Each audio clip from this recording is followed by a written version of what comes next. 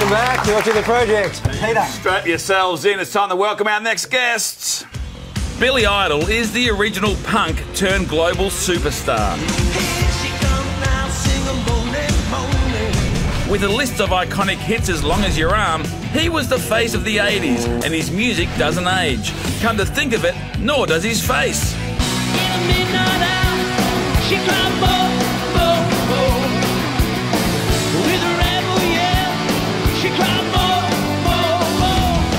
One of the original MTV stars, Idol's music videos set the standard, with Rebel Yell and White Wedding leading the charge.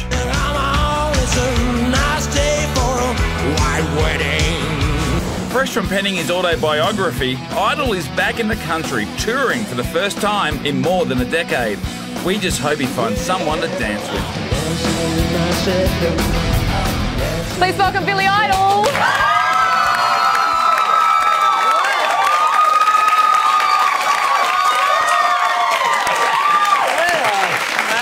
They sounded like the Nuns did when they... Welcome, Billy. Thank you. Now, Billy, I keep hearing from people who've seen you live that you're better in concert now than you've ever been before. Well, that's very encouraging. How does it feel better and different now?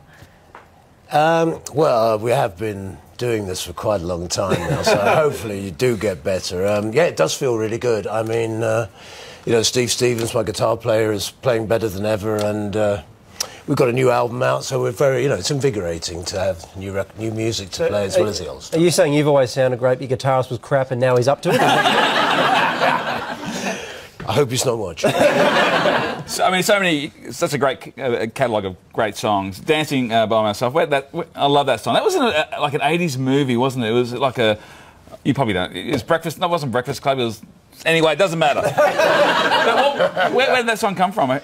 Well, actually, we were doing some shows in Japan. Generation X is my punk rock group, and we were watching the discotheques in Japan at that time. They were still it's 1979, but they were still very much in the Saturday Night Fever mode, and everybody's dressed like John Travolta, you know, Japanese John Travoltas everywhere. And but the one thing that was different was they weren't dancing with a partner; they were dancing with their own reflections. And I said to Tony James, my partner in Generation X, I said, "Hey, Tone, they're dancing with themselves." And he said, "Dancing with myself, that could be a good title." And then remembering that, next time I was writing a song, I started to write Dancing with Myself, and I'm still doing it today. And I mean, your name, Billy Idol, it's not your name you were born with. No. And what's the story behind that?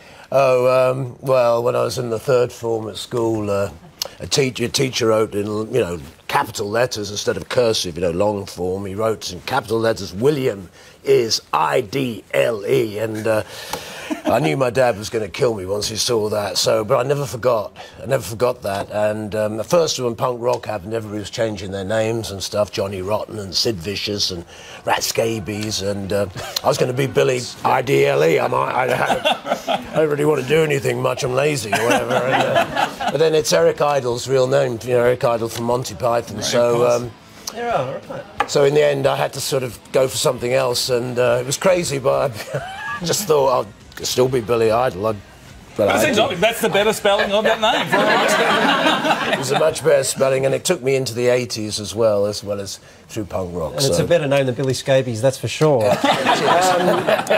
You've mentioned punk rock a few times. A punk rock icon from the 80s you were, and so I was delighted to learn that you are a graduate in English literature, which is about the most unpunk thing in the world, isn't it? No, I didn't. I was only there for a year, and I left. Oh, you dropped out? Actually, well, in that case, dropped out. Yeah. That's totally punk. That's fine. I dropped out to join a punk rock group. That's what I... Oh, that's very... Billy, I'm a big fan of sneering. I like sneering myself. You know, can you give us a decent... I reckon I could probably do better than that. Oh, that's quite good. It's like you're going to the dentist. It's great, isn't it? Don't you feel good sneering? Every now and again, isn't it? It's brilliant. It's a release. Exactly. Billy, we got something called Ask It Forward. We had a comedian, Adam Hills, on the show last week, and he's a big fan of yours, and he wants to ask you this question. Hello, Billy. Here's my question for you. When you were a kid growing up, which musician did you want to be, and why?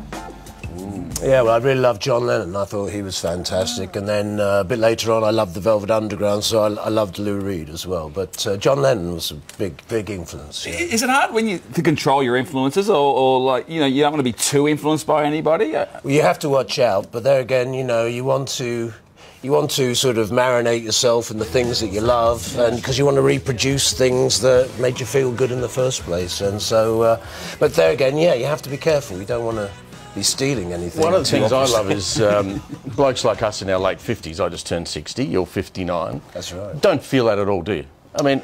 No, you don't. It's funny. You laugh. I don't feel 60. Do I look 60? No, it's just when you look in the mirror. It's a horrible shock when you look in the mirror, that's all. It's like you think, I feel quite good today, and then you look in the mirror and go, oh, Jesus. What happened? Just on that, because Billy Corgan from Smashing Pumpkins has decided he wants to call himself William now.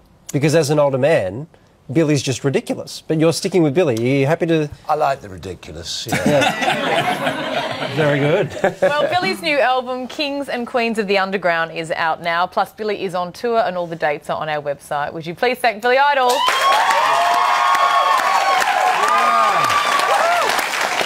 Stick around, more pleasure coming up.